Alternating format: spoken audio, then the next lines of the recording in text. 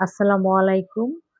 আজকে একটি three piece আপনাদেরকে কাটিং করে দেখাবো। মাপটি হলো পুট ৭, শেস্ট হলো আরমোল ৭, আ ১১.৫ বডি, সাইড ফাড়া ১৩.৫, মাঝখানের কোমর হলো ১০, নিচের কোমর হলো ১১।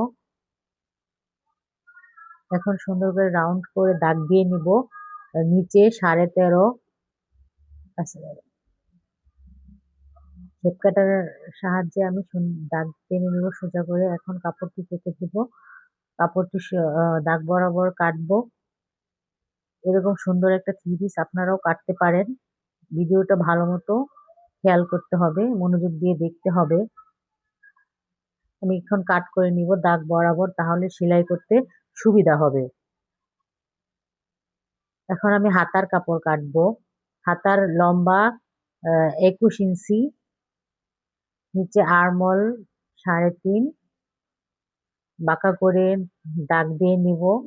শেপ কাটার মাধ্যমে আমি দাগটা মার্ক করে নিব।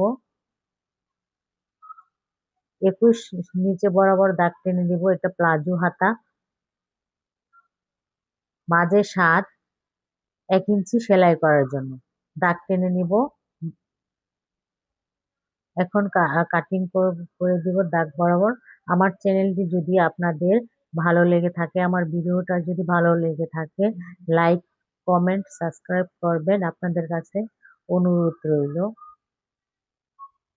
এখন তালপাট কাটিং করব। তালপাট কাটিং করে দেব। হাতার কাপড় কাটা হয়ে গেছে। সবাই ভালো থাকবেন। আল্লাহ হাফেজ।